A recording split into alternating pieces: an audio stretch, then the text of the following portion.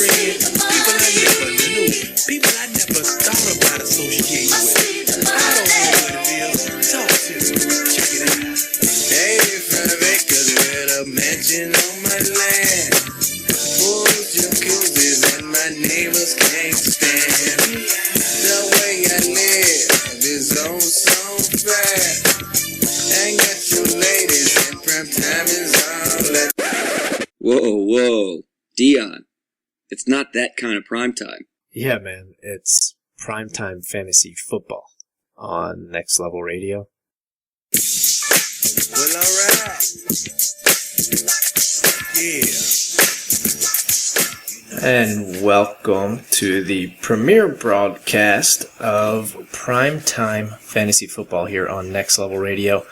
I am Adam Gorey. I'm joined from the beautiful city of Los Angeles by Steve Richards. What's going on, Steve? Hey, bud. How you doing? I appreciate the invite. I'm glad we could make the hosting bi-coastal for now, at least. Not for much longer, but we got the whole country covered, so... Yeah, East Coast, West Coast. I mean, it's only 3 o'clock or 4 o'clock where you're at now. But yeah. When you come back over to the East Coast, the not so nice part of the United States, maybe we can be in studio together a couple times. Yeah, that'll be exciting, and I can also might be able to talk from a city that actually has a football team about fantasy football. So that's a good point. That could be good as well. I mean, I guess you kind of have to talk about the Raiders. Yeah, I guess I could. Being out there. Anyway, so this is Primetime Fantasy Football, basically, just to give you a heads up, is going to be, we will start going weekly in July. Right now, we're just going to do this premiere episode to kind of recap what happened this offseason and everything like that, get you ready for your drafts and whatnot. I know some leagues draft really early, which I think is pretty stupid, but, we always try and wait as late as humanly possible. But anyway, it's not Labor Day weekend. Yeah, anything but Labor Day weekend. We're gonna recap the draft. We're gonna recap all the off-season free agency stuff, trade acquisitions. Gonna talk to you about some big players who had either an injury last year or an injury type of surgery deal in the off-season, and if we think they're gonna be good to go, or when we think you should draft them, or if we think you should avoid them altogether. But first, we want to kind of explain a little bit about ourselves, introduce ourselves. It is the premiere broadcast. So I am Adam Gorey. I am the co-founder of this lovely radio station, Next Level Radio.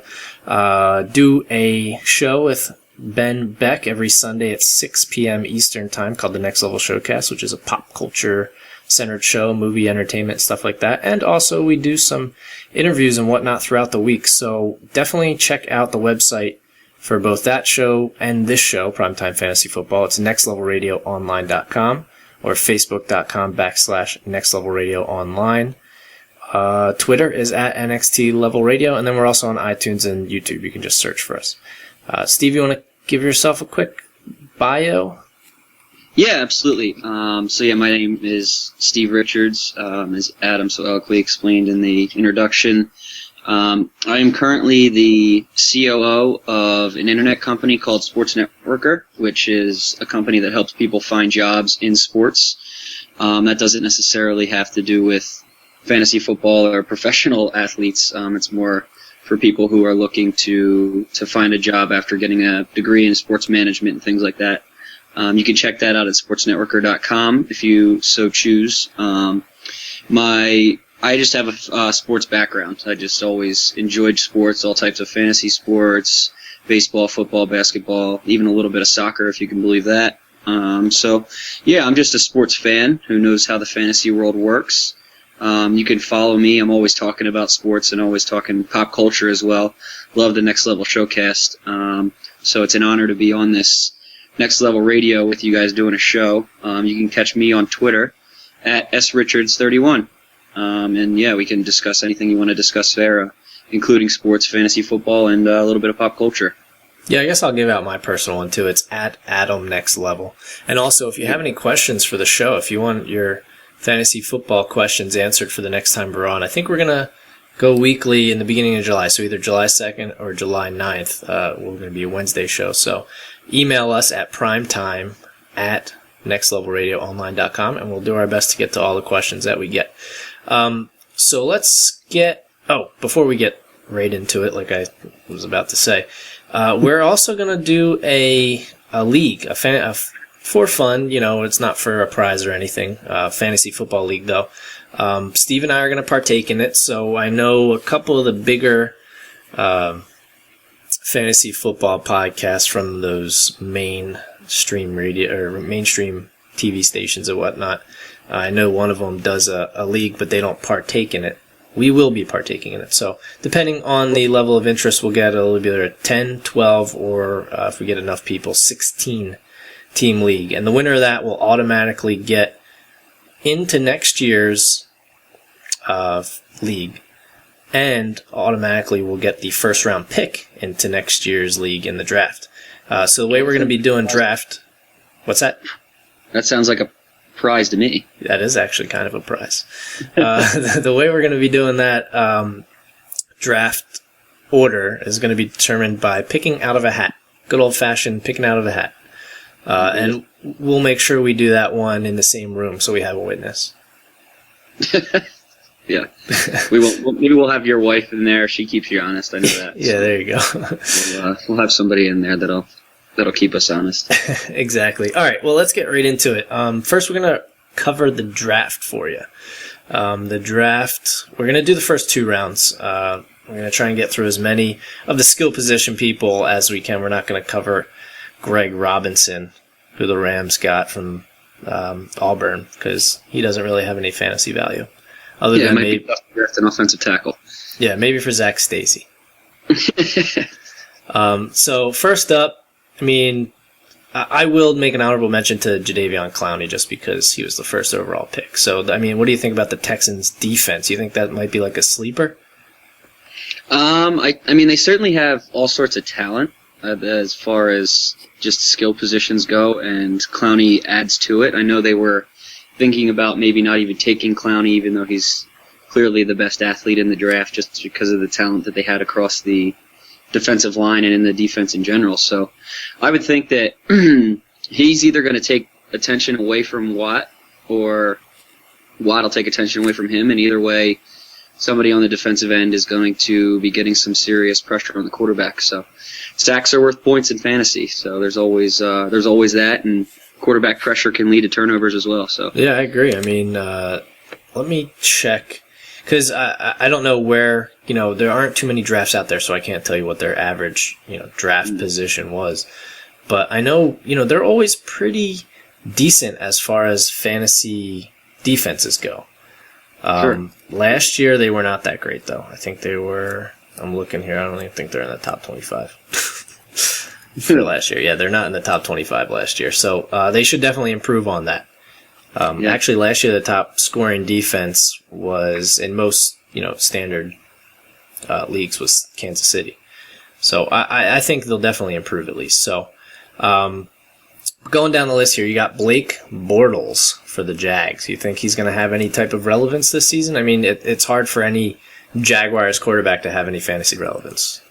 Yeah, I love Blake Bortles. I had a running joke with an inner group of friends about how awesome Blake Bortles is. We were awfully confident that he would win in that BCS Bowl and take Central Florida as far as he could possibly take them. Like you said, the Jaguars, in the sense they drafted a bunch of, we'll talk about this a little bit later as we go over round 2. They drafted a couple talents to help him out in the second round. So I guess there's always that potential, and you have to assume that he gets plugged in right away and thrown into the fire. So he's at least going to accrue some experience and some statistics, but he might be more on the sleeper level and not somebody that you're drafting right away, not necessarily along the Robert Griffin lines in the sense of I'm going to draft the rookie quarterback right away because I'm confident in his abilities. Yeah, I'm thinking if you're in a redraft league, I might not take him at all. I might wait to see the first couple games and see what happens. I assume he's going to be the starting quarterback. Who else do they? They're not really. I know they traded Gabbert. Yeah, they got rid of Gabbert. Yeah, it was to make room. And I'm pretty sure that he's. If if you're going to draft a guy 3rd overall in the NFL in 2014, then you might as well just throw him in the fire and see what happens. Yeah, I mean, but like I said, I mean, if you are in a keeper league, I might take a flyer on him in the later round. Especially, Sure. You and I are in a keeper league where the following season, you lose whatever draft pick you drafted that guy in. So what I would do is take him in like one of those later rounds, take a flyer on him, and if he does turn out to be decent, unlike other previous Jaguars quarterbacks, you get a decent quarterback, and maybe even just, he might end up just being a decent backup. You never know. Yeah, absolutely. And looking at it now, Chad Henne is their starter. That's currently. right. There's a possible mentor-mentee thing going on there, or they could just decide that they want Blake Bortles to take it and run. So, like you said, late flyer. Never know what it could turn into. Yeah, but I mean, if I'm in a redraft league, I might, I'm sure there are better options out there. You know what I mean? Especially because Henne, he could potentially have like the starting job for half the season. Yeah, he's always had some value at least. He's a good veteran professional in that sense. Right. Yeah. And okay, so next one up, we have Sammy Watkins for the Bills, who, this isn't really an opinion on the draft type of show, but, I personally think that might be a little too high for Sammy Watkins being drafted in general. But as far as fantasy impact, I could see him making a little bit of noise this year. I have a feeling, though, he might be overdrafted. Yeah. In fantasy-wise, you mean? Yeah. And not just 4th overall in the NFL draft. Yeah.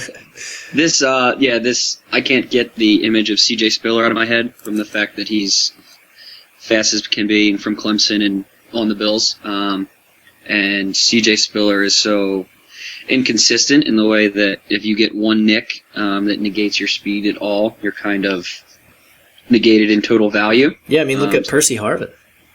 Yeah, I mean, absolutely. He was out most of the season with that hip injury, but even when he came back, I mean, he had a couple, I think, okay games, but he didn't do much. I mean, the speed guys who are very reliant on speed, if something happens, like if he has to stay in good condition, first off, because if he pulls a ham, you forget it. Yeah, absolutely. No, I agree with you. Yeah, he might not be somebody to go after too high. Again, I mean, when we talk about these rookies, we might be able to say the same thing about all of them in the sense of, except for maybe a very exceptional few where we talk about the taking a flyer if you're in a keeper league type thing, Yeah, I think Watkins will go in redraft leagues, but I personally wouldn't take him. I mean, it's tough to say. It really does kind of depend on how how camp works out. But I mean, they did get rid of Stevie Johnson, so he's going to be put right in there. So I mean, just having a starting wide receiver in the league is good. It's just a little bit of a mystery, it all depends how they use them. Yeah, for sure, I agree. So I mean, maybe watch a couple preseason games before you decide where you're going to take him. And first round wide receivers have a tendency to underwhelm.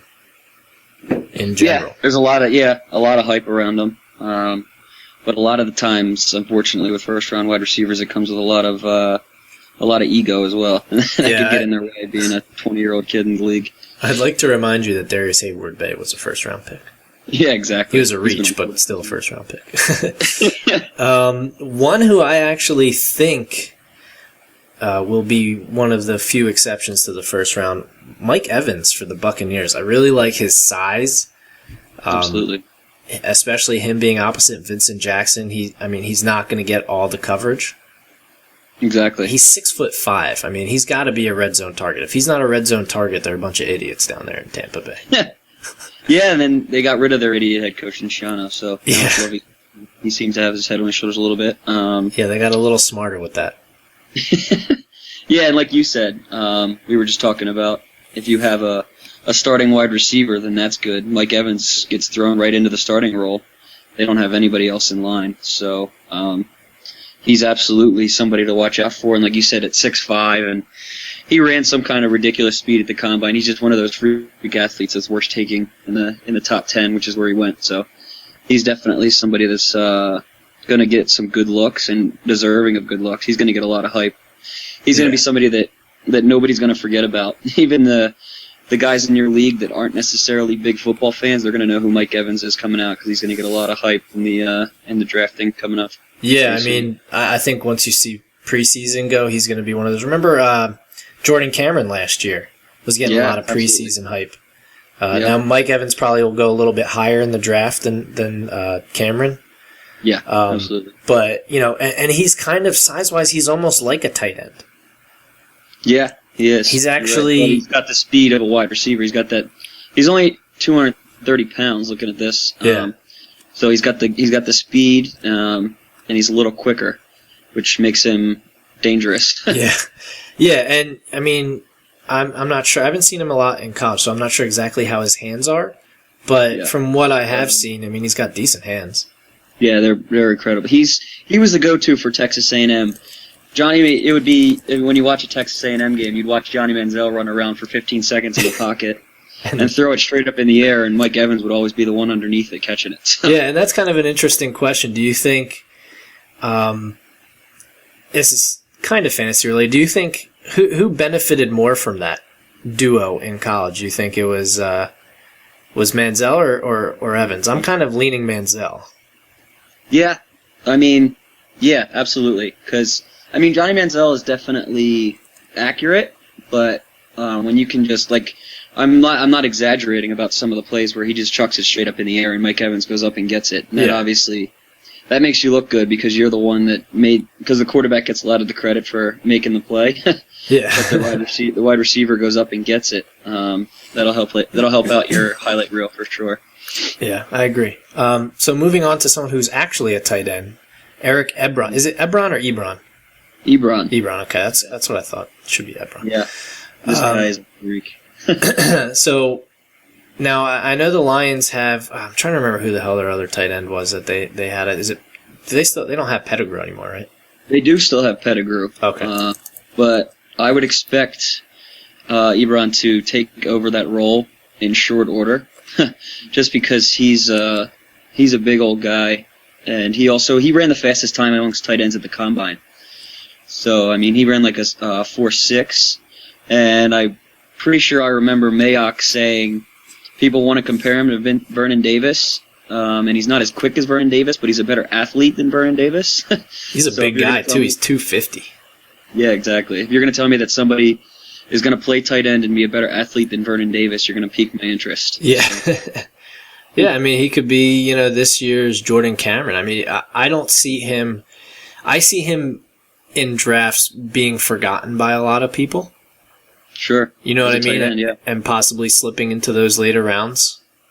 Yeah. Because that happens a lot with tight ends. People just forget about him. And if you're going to take a tight end in the top 10, he's got to be pretty decent, I would think.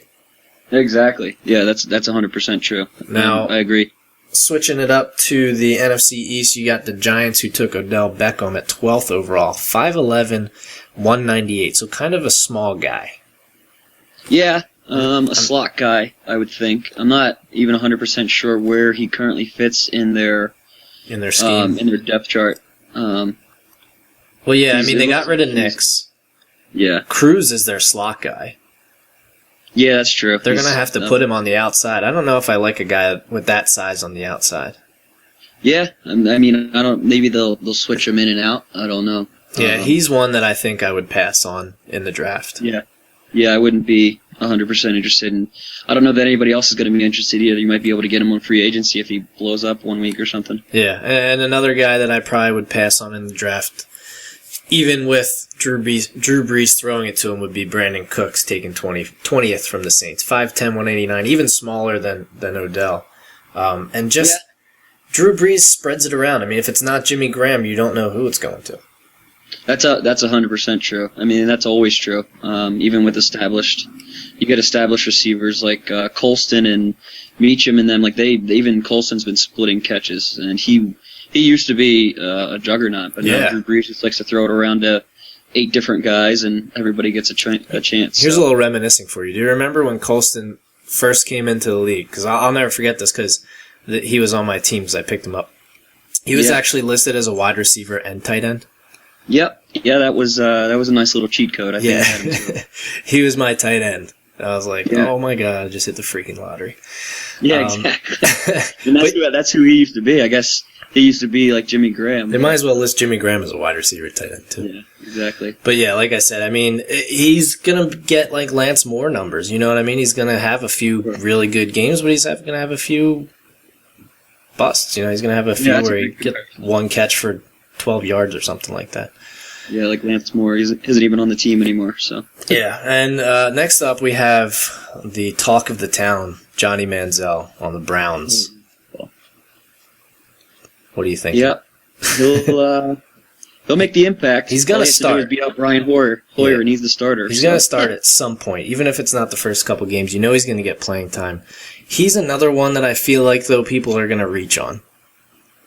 Oh, absolutely. But he's all name. Yeah, well, not all name. I shouldn't say that. He's a good player. Right. But his name certainly precedes his reputation. Yeah, for sure. But the one thing I will say that he might be worth taking, even reaching a little, and I hate to say this because I don't know how much success he's going to have, but rushing yards are always an extra good thing to have with a QB. I mean, when Tim Tebow was in the league, he was putting up good fantasy numbers. Exactly. Yeah, and Johnny Manziel can actually throw it. Yeah. Go ahead. Well, I mean, he's going to be missing his best receiver. That's the only thing you got to worry about because Josh Gordon's probably going to be gone the whole year. Yeah, that's certainly true. They don't have much by way of people behind him, which is tough. But like you said, rushing yardage, and yeah, I mean, I could see him. He just makes plays. Which is always good in fantasy sense. He's going to have rushing touchdowns. For sure. Absolutely, he will. And I mean, he'll go ahead. No, I had something, then I lost my train of thought. Well, he's going to have Jordan Cameron, and he's going to have, I mean, this is kind of in the next segment, but he's going to have, what the hell's his name? The running back from Houston, Ben Tate, thank you. I had the wrong page pulled up. I'm looking at trades. Yeah, he's going to have Ben Tate, and it'll be interesting to see what Ben Tate can do as a starter, but we'll get into that later. But, I mean, he does have a little bit of talent around him, even without Josh Gordon. Yeah, and then, again, in a later segment, but Miles Austin as well. Yeah, I don't know about he has left in the tank. I don't know if that's a positive or a negative. Yeah, that's a good point. If he's on the field. But yeah, I agree. Next up we have, let me see here, I lost my track here. Okay. Kelvin Benjamin, taken by the Panthers at 28 overall. Another big guy, 6'5", 240. He's actually bigger than Mike Evans. Yeah, and you'll recognize him from the national championship game. He caught the game winner in the national championship game where Jameis Winston essentially just threw it up as high as he could, and Kelvin Benjamin went up and got it. Those guys are always valuable. Yeah, he's an interesting one to me. Yeah, go ahead. No, I was just going to say, he's interesting. I'm not sure exactly how I feel about him. Yeah, I mean, at the same time, though, when we talk depth chart and opportunity, when Jericho Cotchery and Jason Avant are your two That's true. guys that are in front of you, I'm not sure that you have to do too much work to make somebody notice and get on the field a bunch. Yeah, because Steve Smith's gone. Opportunity certainly there. Cam's going to love a big target to throw outside too. He's certainly, I would think, a flyer. I would certainly pick him up before we were talking about Brandon Cooks and Odell Beckham. Yeah, I'd certainly go there before either one of those guys. I agree, and Cam Newton has a freaking cannon. Yep.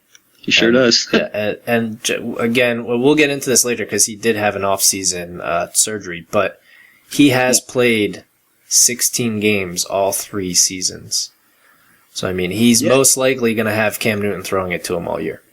Yeah, which is a good thing. He will definitely benefit from that. That's a very good thing. And last one for the first round, just squeaking into the first round, Teddy Bridgewater for the Vikings, who I really like as a player.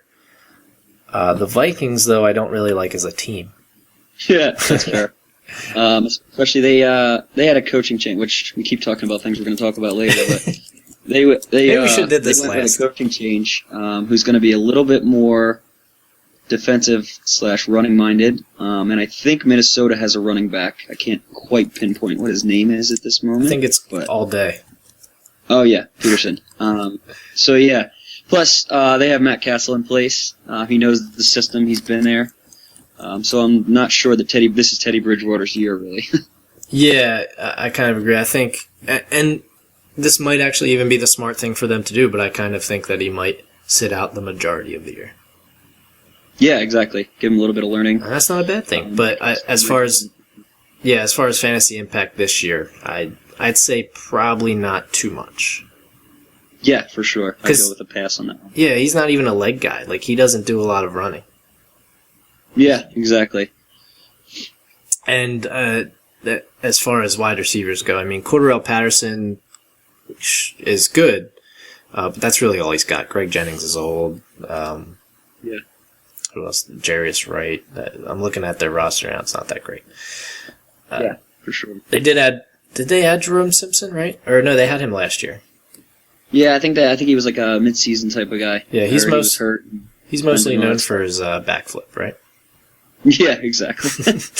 Or his front flip, whatever it was. All right, so getting into round 2 real quick. Derek Carr for the Raiders, taken 4th overall in the 2nd round. Yeah, I don't see much. They traded for Schaub. He seems more like a backup plan. Yeah, he's got a good arm. Yeah, but I'm going to say no for fantasy value. in short pass. Then you got Marquise Lee on the Jags, so Bortles, if he ever plays, we'll get to throw to him. Otherwise, he'll have Henny throwing it to him. But yeah, I like that. And he's a first-round talent who went in the 2nd round. Sure is. He's got good size. He's 6 foot 192, so that means he's got good speed. But he's not a really small guy that's only going to rely on speed. So,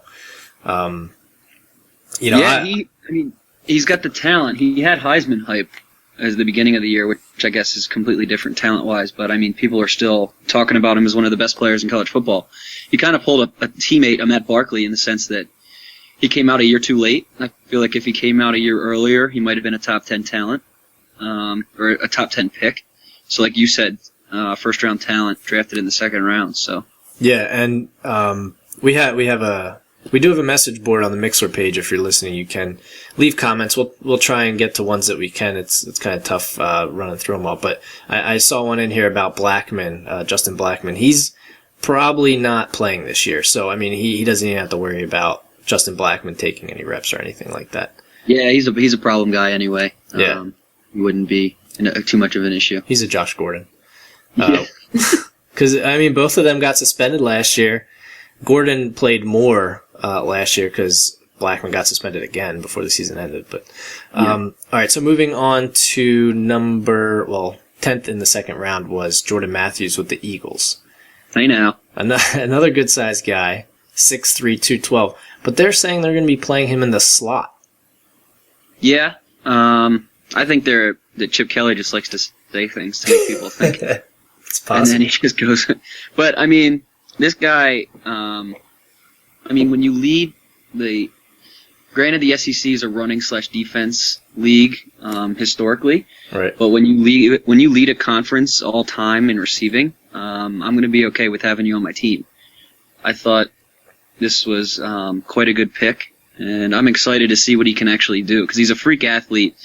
Vanderbilt's number one play was throw a bubble screen out to Jordan Matthews. He makes 2 people miss and runs 60 yards for a touchdown. Yeah. So, I mean, he's definitely got that kind of make you miss talent, and at 6'3", if he can make some guys miss, that's just an added bonus. Yeah, he is a guy who I think can have some impact this year, depending what they do. I mean, there's so many, even with losing Deshaun Jackson, they still have some decent weapons. I don't know if I'd call Riley Cooper a weapon, but with Sproles, when you're talking McCoy. Yeah, when you're talking fantasy, and when you're talking Eagles, they're going to run enough plays to spread it around to as many people as they can. So yeah, that's the thing. I mean, they put up points and they run a lot of plays. So I mean, that's worth taking a flyer right there. I agree, absolutely. So next one you got is Paul Richardson, 13th pick in the second round with the Seahawks, who I'm not overly familiar with Paul Richardson. Yeah, he's not. I mean, you can just look at his size again and see that he's 6 foot 175. He's one of the smaller guys. At the same time, the Seahawks, I mean, they aren't too deep in the. They're a little bit like the Saints, and they like to spread it around. They don't have too many big name receivers, so he has a chance to make an impact somewhere in training camp. But I wouldn't. Go out of my way to see how he's doing, to see where I want to go with him. Yeah, he's kind of. I think he's kind of a pass for me. Yeah. You know, Russell Wilson, he's a good quarterback, but he's not necessarily a stat quarterback. He doesn't necessarily rack up a whole lot of passing yards. I can see that. Yeah, he's more like a Johnny Manziel that you were just talking about, where he's always going to score because of his running abilities. Right. And you have a little bit of stuff there. You get some running touchdowns for you, but throwing the ball, they don't throw it all that much. Is he even going to start, Richardson? Because, I mean, obviously Percy Harvin's going to start. Yeah. And then would they start Rice and Baldwin? Yeah, they like Doug Baldwin a lot. I would certainly guess. Jermaine Kearse was a little bit underrated last year, just football wise, right? Not necessarily fantasy wise, but he's a good blocker. He's a pretty good player too. If you got fantasy points from blocking, first round pick.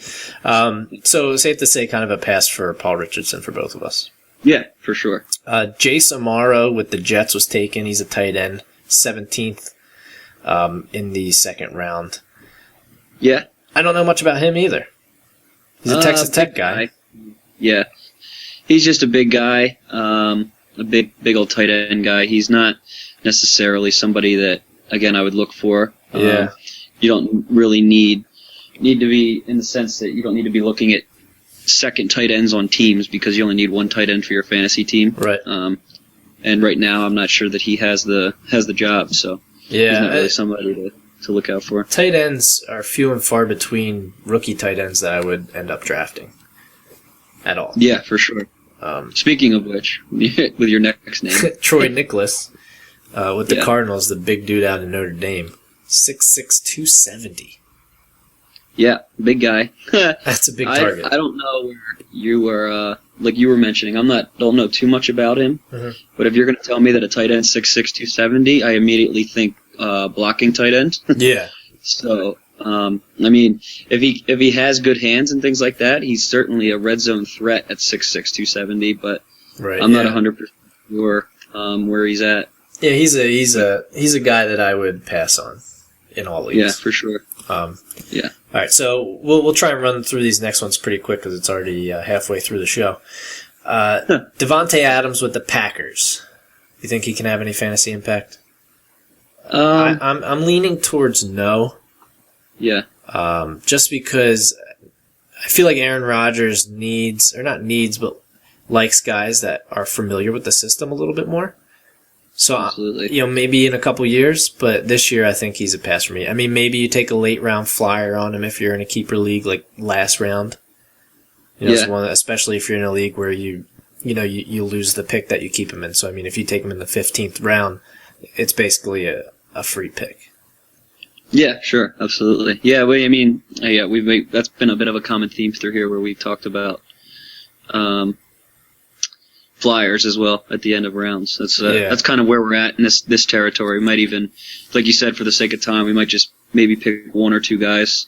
Let's just for these next ones, you want to just give a flyer or pass? Because none of them we're not going to draft any of them early. Yeah, absolutely. Although I will say this next one, you might think about, depending how camp plays out, you might think about taking him in the mid rounds. Bishop Sankey for Tennessee. Yeah. For sure. I mean, they're certainly looking for someone to take over. So yeah, and Sean Green's I think 28. So I mean but he knows the system. So I could easily see them using Sean Green more. Yeah. And in our flyer or pass format, I would definitely go with flyer. Yeah, I would do flyer, but I would not reach. Yeah, for sure. Because I mean, last year, I remember all the hype with. I mean, you had three basically rookie running backs that were getting a lot of hype. Lamar Miller, Eddie Lacy, and Le'Veon Bell. And really, Eddie Lacy's the only one who panned out. Le'Veon Bell had a decent year on a pretty bad Steelers team. But, rookie running backs don't. It all depends. A lot of people or a lot of systems now are starting to kind of wean them in instead of just giving them the job. Yeah, absolutely. Next, you got the 49ers, Carlos Hyde. I would say probably a pass for me for him. Yeah, he was good at Ohio State, but they drafted Michael James one year, and he didn't see one touch in his rookie year. So I talk about liking who you like in the system and being familiar with the system. So yeah, he's definitely somebody not to reach on or not even take a flyer on necessarily. Yeah, here's a guy that I think Steve's going to take in the first round. Allen Robinson from Penn State. The Jags took him. Best receiver in the league already. Yeah, but he actually does have a lot of talent. He was one of the best receivers in Penn State history, actually. He's got some good size. He's got really good hands. And he just has a knack of getting open. And like I said, I mentioned it when we were talking about Bortles, and then we talked about Marquise Lee. And now they have Allen Robinson. So they're looking to go young, Jacksonville, which is a good thing. Yeah. And it also might mean they might just throw their guys out there and let them play, you know? Yeah, true. He could see a lot of playing time. Yeah, for sure. I would take Marquise Lee first. Yeah. Yeah, I'd take a flyer. Yeah. Jimmy Garoppolo, I think we can say pass. Taken by the Patriots at the end of the second round. I'm not sure he's going to beat out Tom Brady. Maybe next year. I don't think we need to go into that one. And then last one, Jarvis Landry, wide receiver for the Dolphins. Yeah, another smaller guy. Yeah, 5'11". Yeah, I'm not 100% sure on him. I'm saying pass. It's the Dolphins. Yeah, I could see that. Yeah, for sure. That's a good enough reason for me. Mike Wallace can't figure it out, so we'll just leave it at that. Yeah, I'll go with that. So that's the first two rounds there.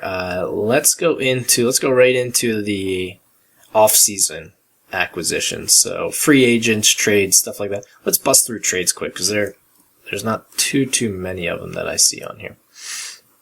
Yeah, so there's at least not too many impact ones. Right. Stevie Johnson was traded from the Bills to the Niners. We kind of already mentioned that. I don't really see a place for him on that team. That's fair. I don't know. Not it's a big name trade. A lot of people know who Stevie Johnson is. Mm-hmm. And when he was good, he was really good. But San Francisco has a lot of talent. I don't know. I mean, he's probably the number 2, or he's probably the number 3 or 4. Might battle with John Baldwin. Yeah, they got Crabtree and Anquan Bolden. I mean, I don't see him beating out either of those two. Yeah, Anquan Bolden is the ageless one, so he's certainly not better than that. He might be a stretch guy. They might just send him out deep and see if they can chuck it as far as they can now with Kaepernick's brand new shiny contract. Yeah. And they might just have Kaepernick go as far as he can and see if Stevie Johnson can gunner it and get it. But like you said, it might be tough for him to break through. A bit like Manningham, where they didn't really have a use for him. Yeah, exactly.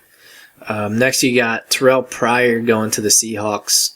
Little to none fantasy impact here. Yeah, unless Russell Wilson gets gets hurt. hurt. Next, unless... Yeah, exactly. There's no reason to even think about him unless Russell Wilson gets hurt. Yeah. Next up, you have Mike Williams going to the Bills from Tampa Bay. Obviously they just drafted... what's his face? I already forget his damn name. Sammy Watkins.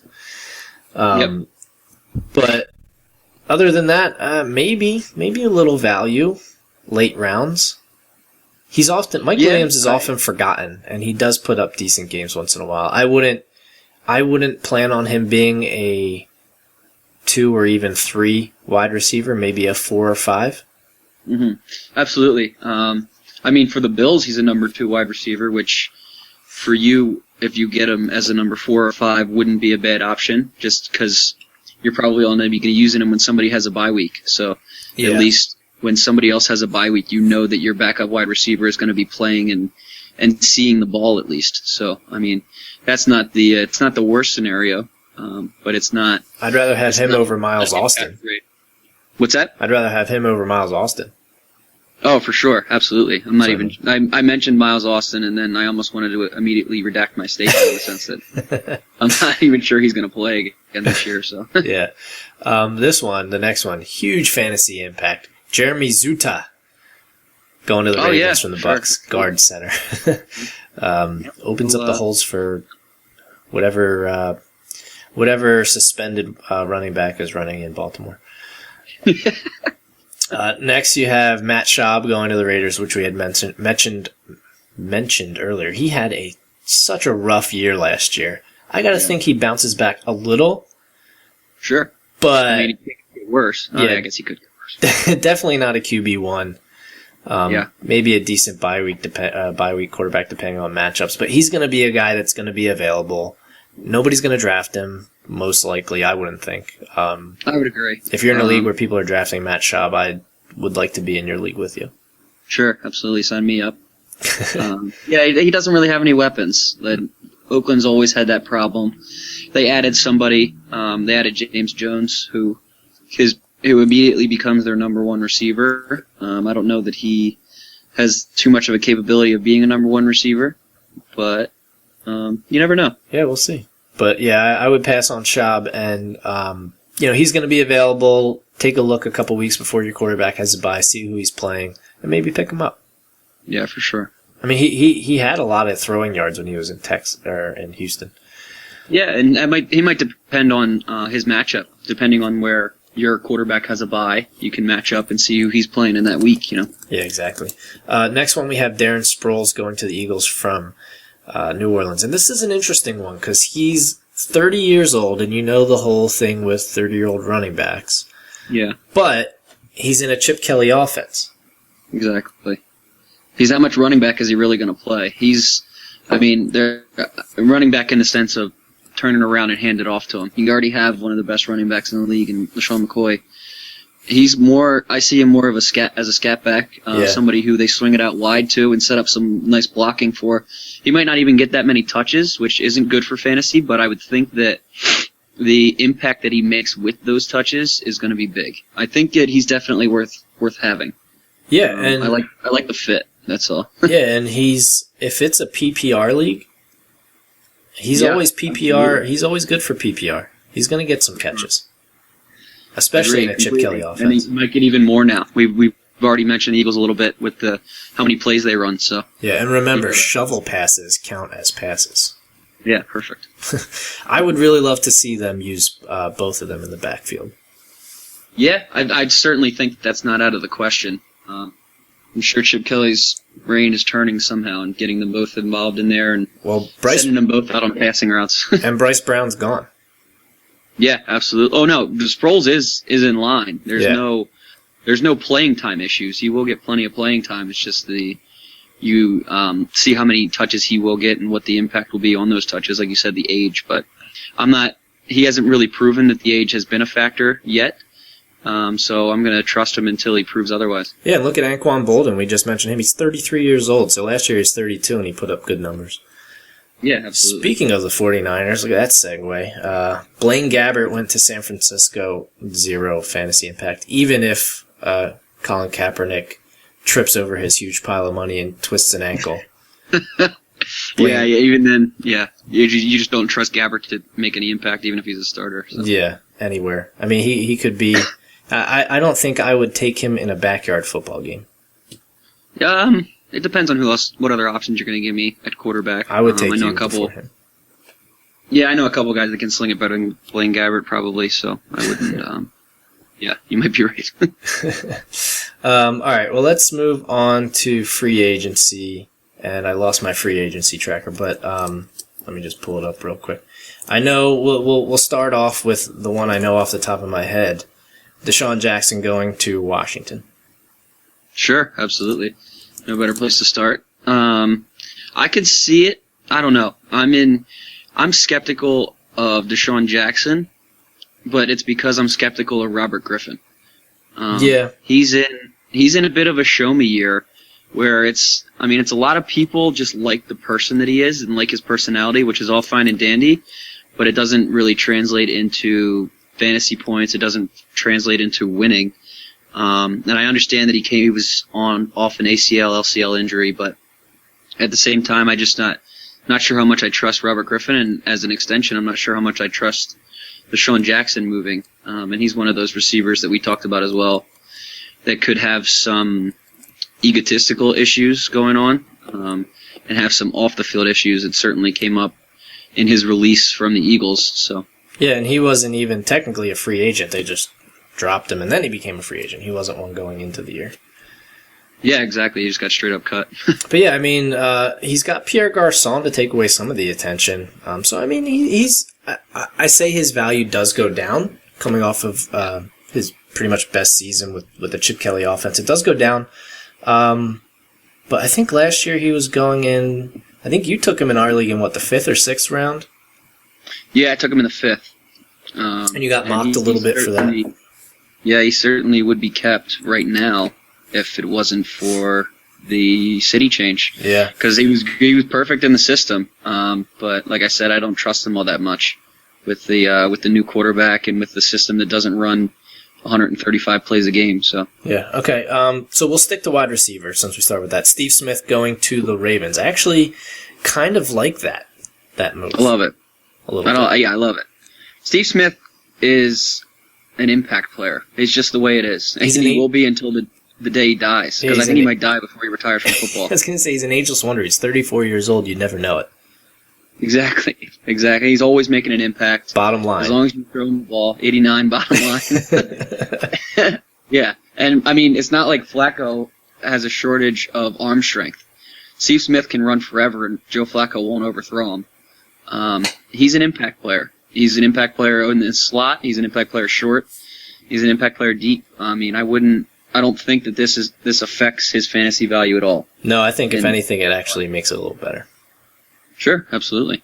You got Eric Decker going to the Jets. That's definitely going to be a drop-off. Anytime you go from being, I mean, even though he's technically the third receiver on the Broncos, they always had 3 receivers on the field. So he was always a starter with a Peyton Manning offense. Anytime you go from that to a maybe Geno Smith, maybe Michael Vick offense, I'm going to say I would go as far as, unless he really drops in your draft, I'm not even going to draft him.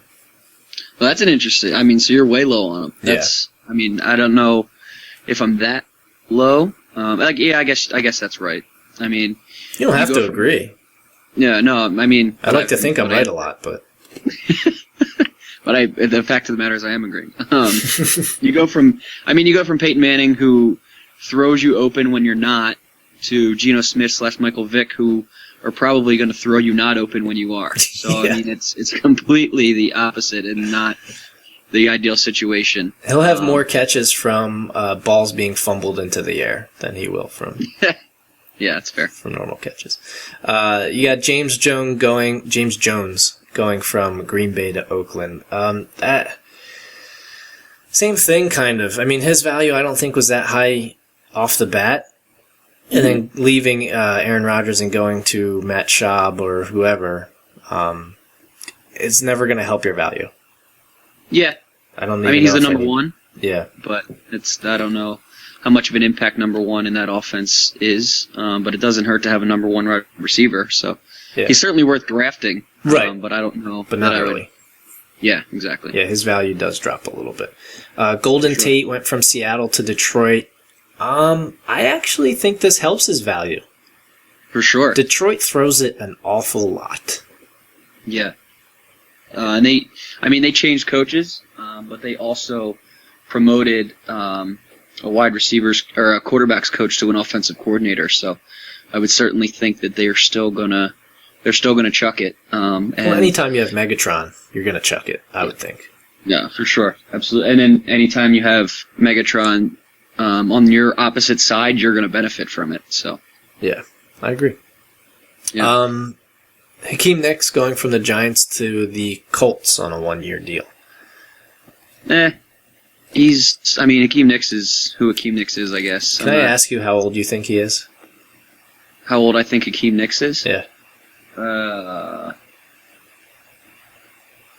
feel like he's been killing the Eagles for a long time. 31-ish? He's 26 years old. Oh, well. He's 26. I have no credentials to be on this show. Well, no, here's the thing. He's a 26-year-old in a 31-year-old's body. He's always getting hurt. I mean, you think he's 31 because he's never on the field. Yeah, absolutely. So I mean, I don't think it that's hurts his value, but he's not that high on my wide receiver list to begin with. Yeah, and I mean, like I said, yeah, I kind of mentioned a little bit. I said he is who he is, which you just implemented right there and cemented in the sense that he's always hurt. Yeah. So Yeah. you're probably not going to get a full season out of him, which is frustrating. He or might. even worse, you'll get a season worth of questionable / probable. And you don't know if you're going to play him or not when it comes to 12:55, and you don't know who to put in. Yeah, I mean, he might be a good bye week guy if he happens to be healthy that week that your guy's on a bye. Yeah, I agree. Emmanuel Sanders going from Pittsburgh to Denver, who is actually older than Hakeem Nicks. He's 27. Yeah? Yeah, you'd never know it. This could be the It helps. bizarro Eric Decker effect in the sense that he goes from somewhere that doesn't throw that much to Peyton Manning. Yeah. He's proven it time and time again. He doesn't really care who he's throwing it to, but he's going to make him productive. Yeah. Let's breeze through some of these other ones. Like we had already mentioned Miles Austin. Avoid. I had him last year on my team, and I was thinking maybe he'd be a nice little sneak play every once in a while, and he always has some type of injury. Hamstring is one of the major ones. Yep. Andre Roberts going from Arizona to Washington. Not much value there, especially with Pierre and Deshaun. Yeah. Also being on the team. Not particularly. Brandon LaFell going from Carolina to New England. I like the way Brandon LaFell is just because he's so big. Yeah, he's pretty young too. He's 27. Yeah, I feel like I thought he was younger. What's up? I thought he was younger than that, but I guess not. Yeah, it took him a little while to come out and really to shine, I guess. But I mean, even with the size, if you're talking red zone in New England, you're going to talk Gronkowski for as long as Gronkowski's healthy. So yeah, which we'll get into in a second. Yeah, I mean, maybe a wide receiver like 5, 6. Yeah. All right, next you got that. I'll just pick out of these 4 guys. Yeah, that's a good idea. Because I mean, there's just for time purposes, there's absolutely no quarterbacks worth even talking about, so we don't have to worry about that. But maybe there's a couple running backs to talk about. So you got Devin Hester, Kenny Britt, Santonio Holmes, who's not on the team right now, Dexter McCluster, and Lance Moore.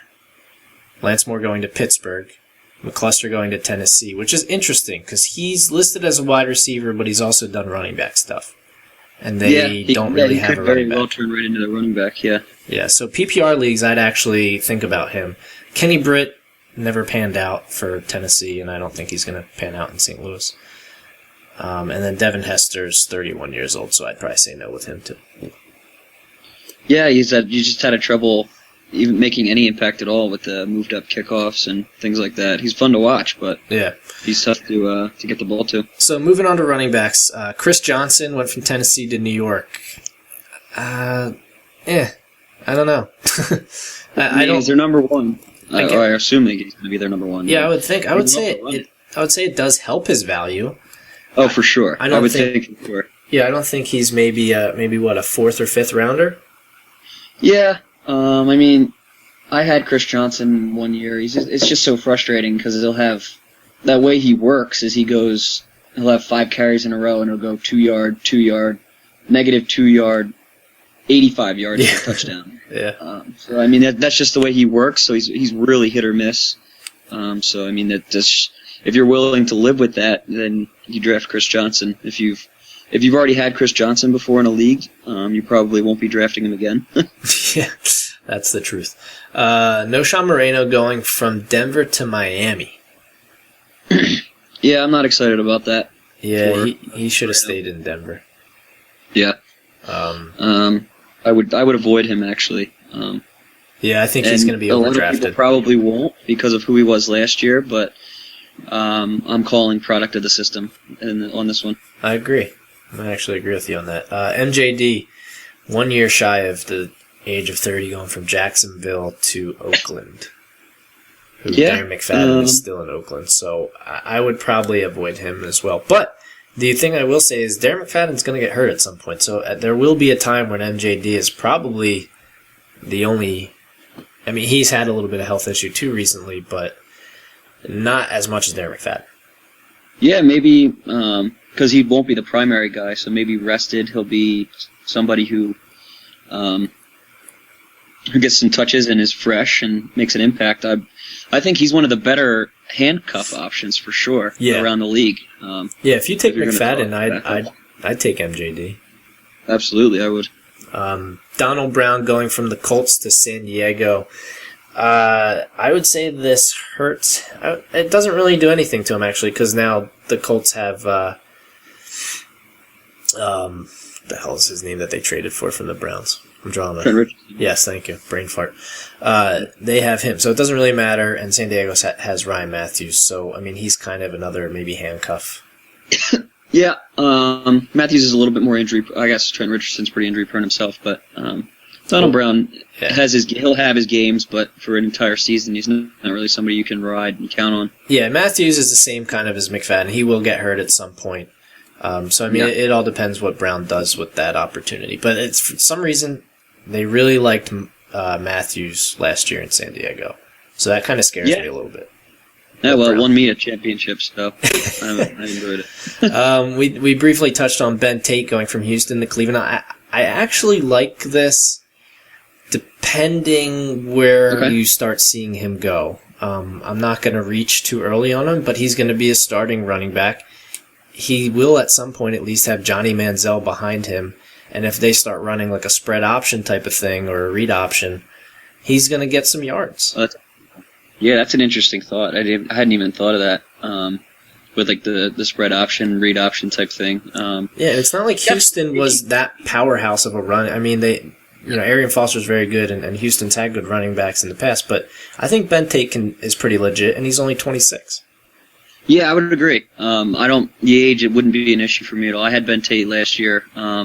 It was frustrating just because they didn't really decide on who their running back was going to be. It was a different guy every day, but when he played, he was certainly capable of making an impact. And like you said, he doesn't really have anybody in front of him now, so yeah, I think it helps him. Yeah, I agree. I'll go through a couple more real quick. Rashad Jennings going to the Giants from Oakland, really not much of an impact, I wouldn't think. Andre Brown's going to be starting there, right? Sure. I would think. Well, Andre Brown went to Houston, actually, but they have... Oh, yeah, I'm sorry. I didn't get that far down the list. Yeah, but I'm just not sure about their running game in general. Yeah, so. I guess you could take a flyer on them, because the Giants do like to try and run the ball. Yeah, just not all that successfully. Yeah, and I mean, they do have David Wilson, but I don't like him because as soon as I got him last year, he got hurt the next day. So yeah, rip him off. LeGarrette Blount leaving New England, going to Pittsburgh. I'm not sure I like that. I think that's another system one. Plus, he has Le'Veon Bell, who they seem to like last year. Yeah, absolutely. I mean, you said it better than I could. I echo everything you got. This one's interesting. Toby Gerhart going to Jacksonville. Yeah, I like that. I happen to like Toby Gerhart as a player. He runs hard. He's like a Mike Allstott. He's going to give you everything he's got. Yeah, exactly. Maybe not as big. And now he's got a little bit something to prove at this point. And he's got nothing in front of him. Unless you want to count Denard Robinson as something, but he's not. That was a joke that I made. So, yeah, I mean, it's all Toby Gerhart. It's the Toby Gerhart show, essentially. Jordan Todman was supposed to be a sleeper last year, but he never really panned out. Maybe they'll start giving him more touches, but like I said, Toby Gerhart runs hard. Yeah, I think he's going to... Yeah. I was just going to say, I think he's going to be like a Peyton Hillis, maybe even. Just getting a lot of touches. So yeah, for sure. And he's got something to prove. I mean, he's been behind Adrian Peterson for so long. He's probably one of the guys that's older than you think he is, just because he hasn't made too much of an impact so far. He's been sitting behind the best running back in the league for so long. Yeah, and I mean, he's done pretty decent with what he got from, when Peterson missed a few games. So yeah, I do like Toby Gerhart. I think he's going to slip a little bit. You might be able to get a little bit of a sleeper deal there. Yeah, I agree. He's only 27, and he has probably the miles on him of like a 25, 26-year-old. Because like you said, sure, absolutely, he's behind Adrian Peterson. Quarterbacks, you had said there's really not any. Let me just take a quick look here. I'm just trying to see if there's any that might start. I mean, Michael Vick might start. Sanchez is not going to start. Josh Freeman's not going to start. McCown? Maybe? Do you think Maybe he could start in Tampa Bay? Maybe. But I wouldn't draft him. Vic, I would draft. I mean, he's certainly, I think the only reason that we're talking about. Oh, yeah, sure. But I would also, I don't know. It's interesting to always talk about Vic and Geno Smith, like situations like that where quarterbacks are kind of in the same spot or in a quarterback competition. Right. I would even throw McCown in there in a sense. Maybe not, but Mike Glennon is a guy that they drafted early, so he certainly has an idea of, or they might have plans for him, but maybe not because they changed coaches and Lovie Smith brought in Josh McCown. So yeah, exactly. So he's definitely somebody worth picking up, I would think. So it would be Vic and McCown for sure. Yeah, off of that list. In a group that otherwise really hasn't made an impact. Yeah, and really only one tight end. You got Owen Daniels going to Baltimore. Very little impact, and plus they have why am I terrible at names today? He's on our injury list. But I think if Dennis Pitt is the name you're thinking of. There it is. Yeah. He's on our injury list. So little impact with Owen Daniels, unless somebody gets hurt. Yeah, for sure. But I like Pitta a lot more than I like Owen Daniels. Like yeah. I agree. All right. Well, do you want to take us through the injuries then real quick? It's 8 o'clock, but we can go a little bit over. Yeah, we'll go a little bit over. I have a couple names on each position list, but for the sake of time, we're just going to go over. I'll just go over one guy from each list, and then we're going to do a little bit of a red, green, yellow thing here, where green, go for it. Yellow, stay cautious, and red, avoid. Just for our artistic portion of our show, and decide what type of color we want to put with the person. Yeah, and when we start doing weekly shows, we'll make this, kind of a weekly thing with injury reports and see, because it's pretty early, and you might not know a lot until you start getting into training camp. Yeah, for sure, absolutely. This is just kind of off-season stuff to go over and talk about. So with the quarterbacks, the big one to me is Robert Griffin with the quarterbacks. His injury was kind of 2 years ago, but at the same time, it feels like it was yesterday. This year. Yeah, exactly. Just because he hasn't really proven anything, and he's kind of everybody's still talking about it. He just came out recently and said, "I'm not going to wear a knee brace," which is still talking about the injury that he had 2 years ago. So, for me, I mentioned it when we were talking about Deshaun. Go ahead. No, I was just going to say for me, I mean, I'd love to have him on my team, but I would love for him to fall in the draft so I could take him. For sure. I think I wouldn't even I wouldn't take him as a number one quarterback. No. Like I would take him as a number two. He'd be a really good number two to have. But me saying that I wouldn't take him as a number one quarterback makes me think I'm not going to get him because somebody else probably will. Yeah, I mean, I would take him as my number one under certain circumstances. I know last year a lot of people waited on quarterbacks. You had your big 3 or 4 that got taken early, and then you waited till round 6 or 7 until you took a guy like Russell Wilson or somebody like that. I would take Russell Wilson or Colin Kaepernick before RG3. So for me, he's more of the yellow. I would agree 100%. Yeah, he's not a red. He's a yellow. Yellow into red. What is that? Orange. What is that? Orange when you combine yellow and red. I think. So I'm very cautious on him just because he has something to prove to me, which is very pompous of me to say. But I'm just not sure on prove him. Yourself to be honest. I mean, for me, I'm a little less cautious about him than you are. I like him a little more, only because if he does stay on the field and does stay healthy, and actually use this off-season to do a little more recovery, he has a lot of upside. That's what I like about him. Yeah, for sure. Absolutely. I would take him over Tony Romo or Eli Manning. Yeah, I would agree with that. Okay. 100%. And then in the running back category, there's actually a bunch of bigger name running backs, so I'm going to go through these 4 that I have listed and then throw it over to you, and you can talk about which running back you want to talk about, and then I'll talk about a different one just so we can cover Sure. a little bit more ground. The 4 that I have here are Arian Foster, who had a back injury, obviously. Doug Martin coming off a shoulder injury.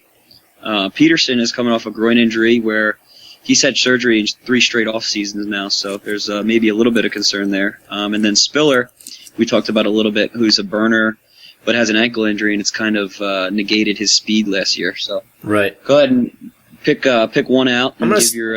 I'm going to start off with Dougie Martin. Works for me. With him, I'm not worried so much about his injury, because I think I read that he's pretty well, healed from that, because they shut him down early enough, and he got the surgery. But I will say that I think because of his injury, and I even had read that they're going to be lightening his load a little bit and not giving him the ball as much, which kind of scares me a little bit that they're already saying that. Now, that could be them just saying that because he got hurt, and they don't want to do that. But it is a new coach. So that does scare me a little bit with Lovie Smith coming in. So for me, he's actually a little bit of a yellow, and he's not, I don't even know that I would put him in my top, 7 or 8 running backs. Yeah, which definitely is a difference from what the so-called experts are saying. So you're definitely more on the cautious side of the fence, which is it's a good, not a bad place to be, and I'm not disagreeing with you. But it's mainly because I had him last year, and I went through that thing where they were so back and forth, so I got kind of tired with it. Yeah. I'll go with, who will I go with? I'll go with Peterson. And it might be just because I want to be a bit of a shock jock here, but I'm not 100% sure on Adrian Peterson. Saying that, I'm probably still going to go green just because he is Adrian Peterson and he's proven that he can come back from injury, but 3 straight surgeries is definitely a cause for concern for me. And it was being a groin injury. The groin is always connected to the legs and things like that, so you never know where the irritation could be. So it is still green, but it's not as bright green as you might think. And just being aware of his injuries. And a lot of people still have him number 1, so I guess the point I'm trying to make is I wouldn't take him number 1 if I had the number 1 pick. I would take Charles or McCoy. Yeah, I would probably take McCoy, so that might be a debate for a later day that we could talk about in a different show. Yeah. But the point is I wouldn't take Peterson. I don't think at this point. Yeah, he's a green for me. I'm not worried about him. If he's there at 2 or 3, I'm taking him. Yeah, for sure. Yeah, that's definitely a good route to go, and he's a good cornerstone for a team. Wide receiver, I'm going to talk about.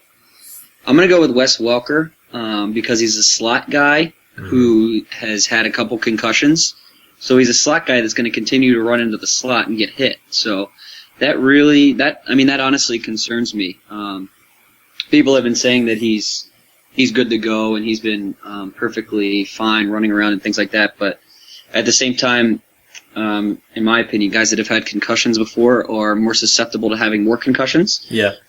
So he's shown up a bit of a red flag for me. I would go yellow with him, a little bit cautious.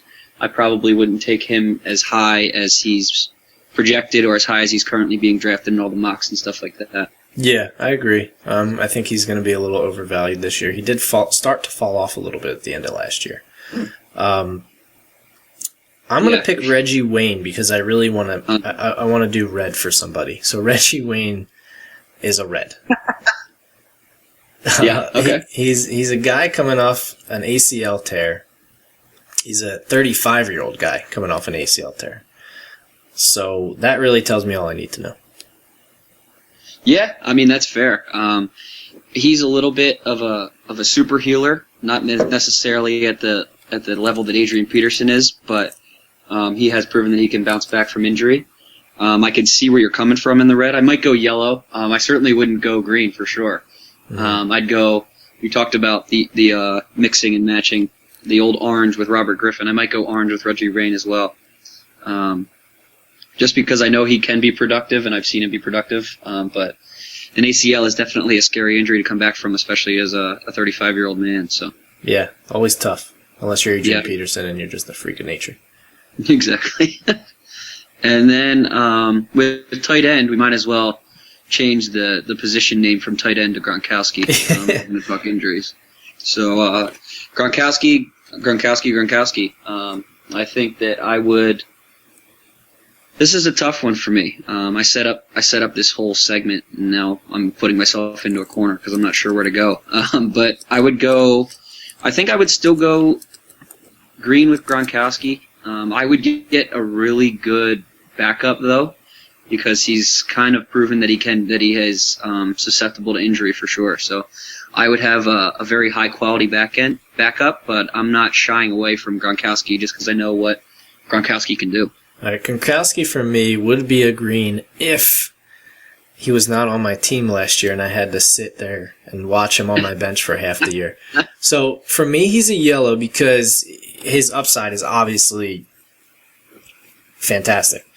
Yeah. They're saying they think he'll be ready for week 1, Yeah. but they also thought he might be ready for week 1 last year. I mean, they weren't totally sure, but so, I mean, I think I had read somewhere that he's probably going to start on the PUP list again. I don't remember. So, I mean, we'll see what happens when training camp comes. He's a yellow for me, though. But, you know, if it's one of those things, though, like last year where, you know, the doctor says he's okay, but his camp or whatever wants him to wait a few weeks, you know, you're going to need a better backup than you think. Yeah, I agree. That's my only caution with him.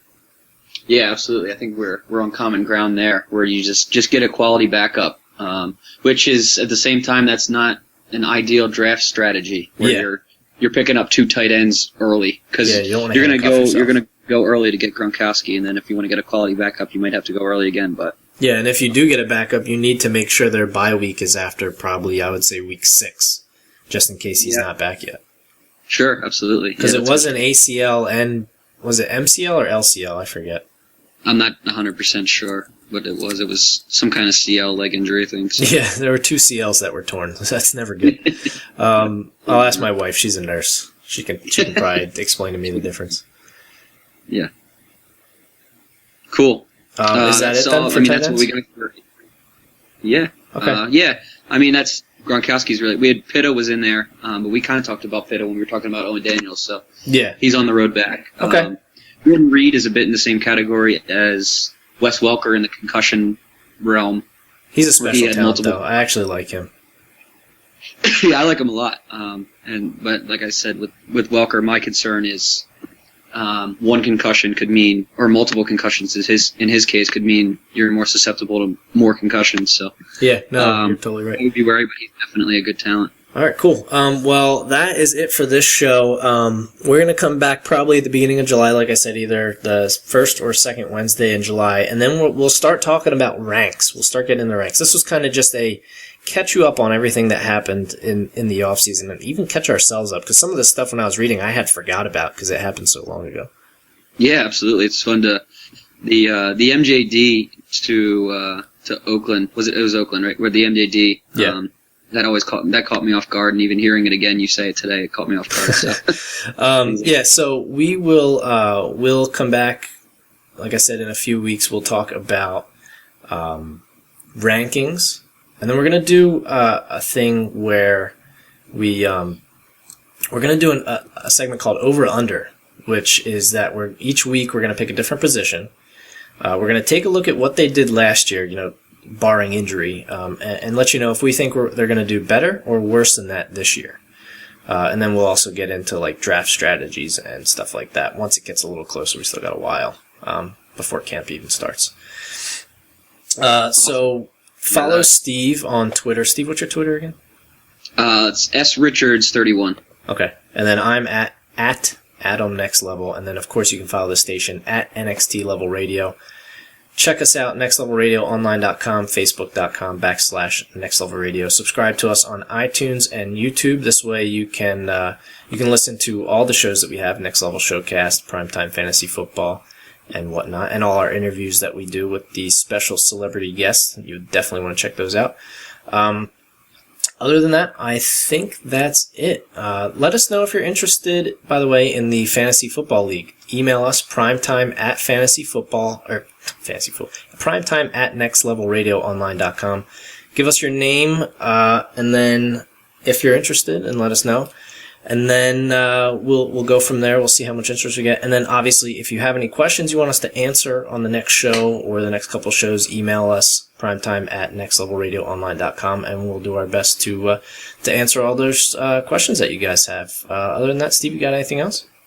Yeah, I mean, you pretty much said it all. I'd like to emphasize the point of emailing the show because, I mean, obviously the show wouldn't exist if we don't have any listeners. So that's an important part. So feel free to email whatever you want us to talk about, and we'll really dig into it and cover it. And make it a show of the people. Yeah, and get them in while you can now, where maybe not everybody is emailing, because I know a lot of times people email the larger shows and stuff like that, and stuff almost never gets answered.